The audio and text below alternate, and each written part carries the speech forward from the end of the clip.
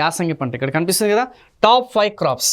ఆ top 5 crops అనేది మీరు ఒక్కసారి క్లోజ్గా అబ్జర్వ్ చేయండి. ఇక్కడ కూడా అంతే, ఆల్మోస్ట్ 75% వచ్చేసి మనకి ఓవరాల్గా డామినేట్ చేసేది ఆ యొక్క వరి పంట మరియు మొక్కజొన్న.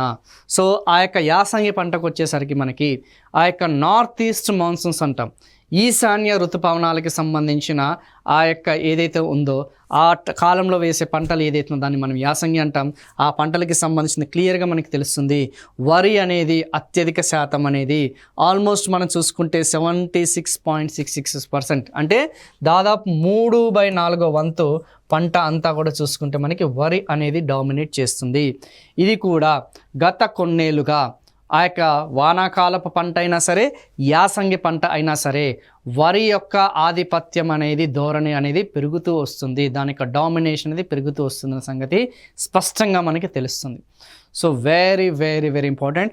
అండ్ మైజ్, మొక్కజొన్న యొక్క శాతం అనేది తగ్గుతూ వస్తుంది.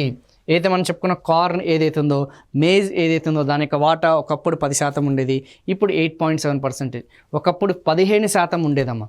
కాకపోతే ఈ మధ్య కాలంలో దేశీయంగా కానీ, అంటే జాతీయ పరంగా కానీ, స్థానికంగా కానీ, అంతర్జాతీయంగా కానీ చూసుకుంటే మొక్కజొన్న అనేది, కార్న్ ఆర్ మేజ్ అనేది చూసుకుంటే సర్ప్లస్ ప్రొడక్షన్ అనేది ఉంది, మిగులు ఉత్పత్తి అనేది ఉంది. అందుకే అంతర్జాతీయంగా డిమాండ్ లేకపోవడం వల్ల, జాతీయంగా దానికి డిమాండ్ లేకపోవడం వల్ల, ఆ యొక్క పంట సరైన గిట్టుబాటు ధరలు రాకపోవడం వల్ల రైతులు వచ్చేసి ఆ పంట అనేది తగ్గించి ఈ కందులు ఏదైతున్నాయో, ఓకే, పప్పు ధాన్యాలు ఏదైతున్నాయో వాటి వైపు ఎక్కువగా ఇంట్రెస్ట్ చూపిస్తున్నారు. శనగపప్పు, కందిపప్పు, రెడ్ గ్రామ్, లెంటిల్స్ ఇవి అంటాం కదా. సో దాని వైపు ఎక్కువగా ఇంట్రెస్ట్ చూపిస్తున్న సంగతి చాలా క్లియర్గా, చాలా స్పష్టంగా మనకి తెలుస్తుంది.